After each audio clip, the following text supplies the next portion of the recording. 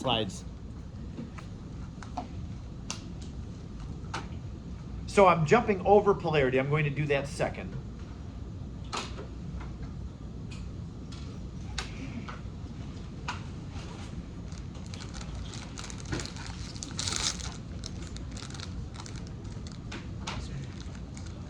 This topic is going to be new to you. I don't think anybody would have had any exposure to this in Chem 1. I may have mentioned the term hybridization sometime in the year, but we haven't talked about it at all. In the organic chapter, it may have been, maybe mentioned or written somewhere, but we said, we'll talk about it when we get to bonding. Well, here we are, last chapter of the year. And as far as bonding goes, hybridization is an explanation for what the orbitals do. This is why we include chapter 9. We call this chapter 8 and 9. Chapter 9 is about what the orbitals do in order to bond. There's a few homework exercises in chapter 9. There's not very many. And they're going to ask you, and they actually, the questions that I have in chapter 9 refer you to molecules in chapter 8, where you have to figure out what the hybridization of the orbitals in the central atom are. So we're going to take this on. At first, hybridization seems like, oh yeah, okay, I see what you're doing. And then it's going to get all sloppy and tangled up. So be patient with hybridization. I'm going to cover some of it here before lunch. And then we'll pick up hybridization tomorrow. I'm not going to have us come in after lunch and continue talking about hybridization. So you're going to be kind of left hanging. I'm going to let hybridization kind of simmer in your brain for a day, and then we'll start with it again tomorrow. Okay? So,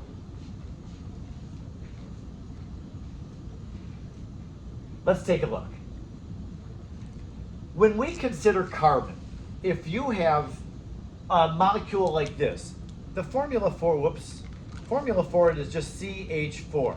And so when you make a structure for CH4, we have no reason to think that any of these bonds has a different energy than any other bond. Would you agree that we expect in CH4, where you have, I know I've got it like shown as a tetrahedron there, but even when we do the dot structure, there's never been any indication that any of these bonds has a different energy than any other bond. Yes? If you're going to break one of the bonds, one is just the same as any of the other three. Okay, so if we can make an assumption that all four of these bonds have the same energy, that means that the carbon must have had its 4 valence electrons, right? Because carbon's got 4 valence electrons. Here they are. Those valence electrons have to have had the same energy if it's going to make 4 equal energy bonds. Now, when we looked at chapter 7 and we learned about electron configuration and structure, we saw that carbon has 6 electrons, and they're arranged in the carbon atom like this. 2 electrons in 1s, 2 electrons in 2s, and then 2s was full, and so we went to 2p, and there's 2 electrons there, and that takes care of the 6 electrons in carbon. But isn't there a discrepancy between this arrangement of electrons and then up here where we're agreeing that carbon's making 4 equal energy bonds with its 4 valence electrons? These 4 electrons aren't all the same energy. How can this be reconciled with the... We know methane is a thing. We know that methane is CH4 and that all the 4 bonds are the same energy. How can that be? Well, what we think, I mean, we can't call carbon up on the phone and say, Carbon, why do you do that? How can you make your 4 electrons that aren't the same energy suddenly the same energy when they bond? So we just have to come up with some theory of what's happening. And this theory is called orbital hybridization. What we think carbon does is we think that it takes its 4 valence electrons. And by the way, there's no argument that this is the way that the 4 electrons exist in carbon when it's not bonding with anything. That's the difference. Notice at the bottom of this bottom left corner, it says free state carbon. What that means is this is like a vaporized carbon in the gas phase atom that's not bonding to anything. So it's just a simple carbon sitting there. we all agree that its electrons look like this. It's got two s electrons and then two p electrons, and it's fine.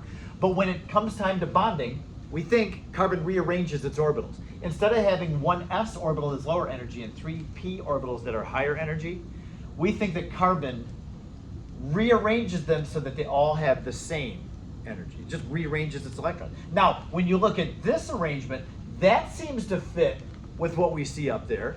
4 electrons, all having the same energy, and therefore 4 bonds that are made to the hydrogens, all having the same energy. Anurag? Doesn't P, so like, are you saying like you don't have to add, like say, you don't have to add another electron each dash? Because like usually P has 3 dashes, right? And then you have 2 in each. Yes. The P has 3 orbitals in it. Yeah. That's the dashes. And then you switch Yep. it, and that's also P too, right? Like you after the arrow, is it Okay. P3? Right here? Yeah. Okay, so there's 4 orbitals, 1 s orbital and 3 p's. There's a total of 4. So rather than having 1 lower energy and 3 higher energy, it takes all 4 of those and it reconfigures them so that they all have the same energy. It's all P. We call that sp3 hybridization. The s and the 3 p's all have made themselves the same energy. The word hybridization or hybridized, a sciencey word. I know that we're getting more and more used to the word hybrid with our cars. We talk about hybrid cars all the time now. They're powered by gasoline, internal combustion engine, and a battery, and it's like 2 different power sources in one car. That's a hybrid. It's both electric car and a gas-powered car. Just like if you have a poodle and the neighbor has a cocker spaniel and they find themselves together, and pretty soon there's cockapoo puppies. That's a hybrid. We've got a combination of the characteristics of the cocker spaniel and the poodle, and so that dog that's made is a hybrid. When a lion and a tiger are in the same cage, there may be a liger that shows up. Those are hybrids. And so the same idea applies to here. We have an S and 3 P's. Those are not the same, but when we put those together and they reconfigure and make all the same energy, we can't call it S anymore, and we can't call it P anymore because it's something different than those. But it's a combination of those 2 things, so we call it sp3. So this is what we think that carbon does. This is not like humans have created carbon to do that. No, we're just observing what carbon does. So when you have a central atom whose coordination number is 4, it's got 4 atoms bonded to it, or a combination of 4 atoms and lone pairs, it would hybridize all 4 of its valence orbitals, and we would call the hybridization of the central atom sp3. The 3 up there, that superscript 3, means that 3 of the p's, all 3 of the p's, have made the same energy as the s, and they're all there. And then the electrons get redistributed, so rather than having a pair and then 2 unpaired, all 4 get their own space to make 4 bonds. Okay, so I think this is fine. I mean, you can say, okay, I see how, you need all the same energy for those 4 bonds, and I can see how the 4 orbitals there would make the same energy. Where it's going to start to get messed up, in your brain at least, is on the next slide, where I'm going to talk about, well, what if you don't need all 4 to hybridize? So let's go there now. Yeah, you see how there's 1 S line and there's 3 P lines? If all 4 of these, the 1 and the 3, if they all make themselves the same energy, the S and the 3 P's made the same energy, so we call it sp3. Not all atoms are going to use all 3 of the P's. There's going to be some times where we have sp2 hybridization. But this one used all 3 of the P's with the S. And so when 4 orbitals have to hybridize, it was an S and 3 of the P's. You could say SPPP, but instead of saying 3 P's, we just say P3. Yes? Noble gases don't hybridize. No, hybridization only occurs for bonding. And so since they don't bond, then no. Now, like xenon, we've seen compounds that involve xenon. Yes, xenon's orbitals would hybridize. If it had more than 8 electrons around it, it would actually hybridize. And we're going to see that here pretty soon. Harsh? So if it has 4 valence electrons and it's sp3. If it's making 4 bonds, if the you have to look at an element that's in a compound. So even carbon, in this case, carbon is making, it's rearranging to make sp3. But there are some compounds that carbon gets in when it doesn't have to hybridize all 4 of its orbitals. So this is one case of hybridization, not the only case. So let's take a look at the next slide, and just wait. The next slide, you're not even going to know what to ask because you're going to be so confused. Here's something to look forward to.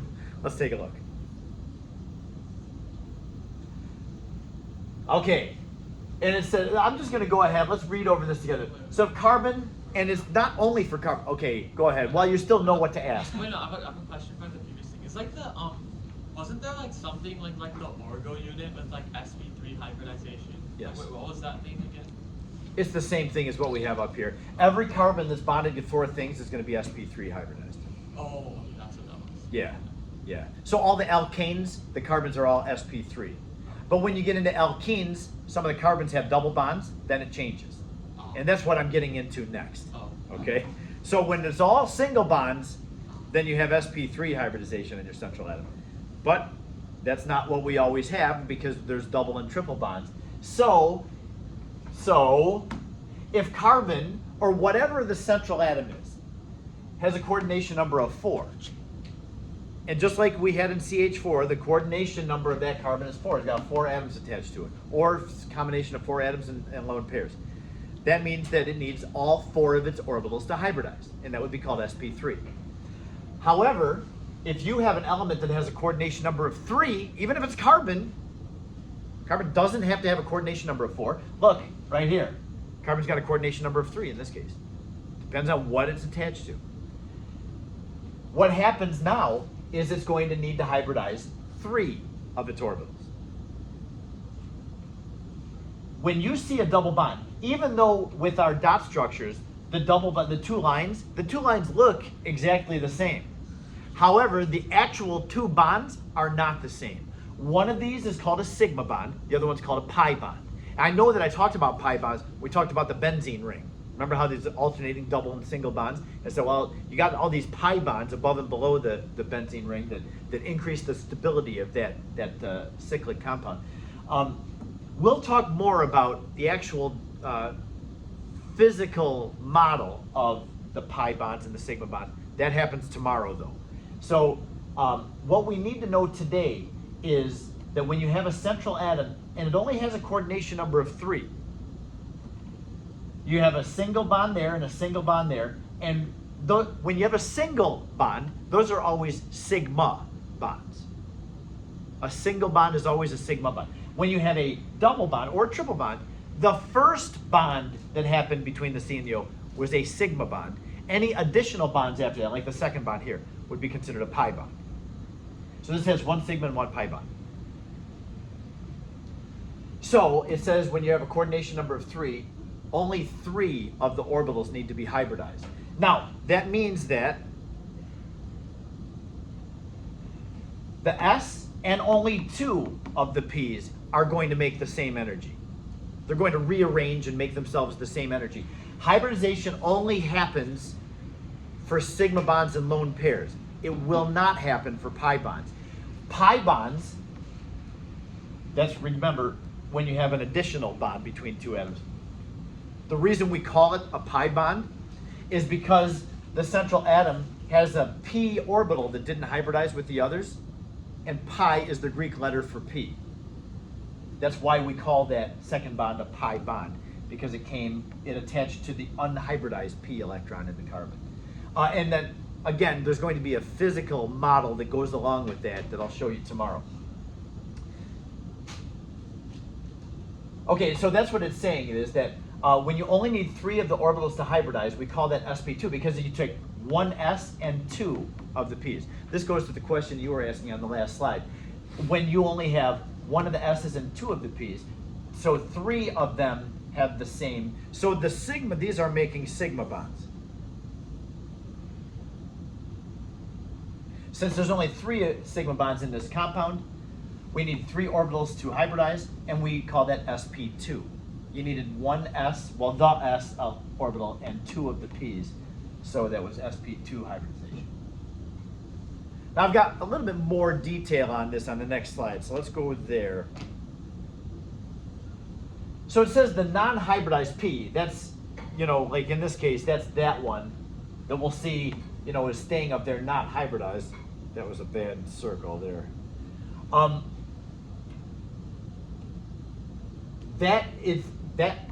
The electron that's in there can still make a bond. It's just not going to be the same bond as the others, the single bonds and the sigma bond. So when you have sigma bonds, they're going to use hybridized orbitals.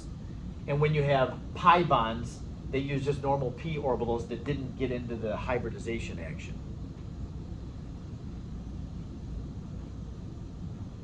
So again, this is the same compound. There's a coordination number of 3. That means 3 orbitals of the carbon needed to hybridize. And again, when I say the word hybridize, don't get caught up in, oh my gosh, what does hybridize mean again? It just means that they took 3 of their valence orbitals and made them all the same energy to create 3 different sigma bonds. So the sigma bonds are always going to have hybridized orbitals. The pi bonds have untouched p orbitals. The p orbital will be a little bit higher up. The p orbital will be the first one to break. It's a weaker bond than the sigma bond, always. If we go to the next slide, just taking a look at that clock, we'll be able to get this in before lunch. So what you need to know, really, this is what it comes down to with hybridization. It's going to turn out to be pretty easy once we get through all the why hybridization is what it is. All you're going to need to know is this slide. And notice that the coordination number goes right along with the number of hybridization, the number of hybridized orbitals. So whatever the coordination number is, that's how many hybridized orbitals the central atom is. So let me go through these individually. When you have a compound in which the central atom's coordination number is 2, and we're all familiar with carbon dioxide. In carbon dioxide, you've got a coordination number of the carbon is 2. This thing has a sigma bond there and a sigma bond there. And then it's got the 2 pi bonds. So the carbon in this compound only needed 2 of its orbitals to hybridize. So the s orbital and 1 of the p's hybridize together for the sigma bonds. And that hybridization is called sp. That means 1s and 1p have hybridized. Hybridized again means made of the same energy. And that's the hybridization that we identify. When your coordination number is 3, example of that. Now I'm going to give you a different example. Sulfur trioxide has this formula, or this chemical structure. Sulfur trioxide is S with a double bonded O and 2 single bonded O's. Coordination number on that thing is 3. The S doesn't have any lone pair on it. It's got its 8 electrons around it because of the double bonding. Coordination number is 3. So when the coordination number is 3, that means 3 sigma bonds are made, 3 hybridized orbitals. And when you have 3 hybridized orbitals, we have the S and 2 of the P's hybridized. So the way that we would do problems that involve hybridization, you'd be given a problem like the problem would say, okay, H2SO or something like that, or H2SO3. It would say, what is the hybridization of the central atom? And so you have to do the dot structure and figure out what the coordination number is. And as soon as you know the coordination number, you can figure out what the hybridization is. That's all you're going to have to do. Yes? So like let's say you go do number 5 coordinations, isn't it that minus 1 for the P? Why does it stop at? Okay, let's get there in a moment. Okay. Let's go in order here. So I'll do these each in order. So anyway, the coordination there is 3, and so therefore we need 3 orbitals to hybridize. That would be the S and 2 P's have all made the same energy, sp2 hybridization. If your coordination number is 4, that's like our good old CH4. So for CH4, we've got 4 sigma bonds around that carbon. So you needed the S and all 3 of the P's to hybridize. That would be sp3 hybridization. Now for a coordination number of 5, that was the example that I had given yesterday, PCl5.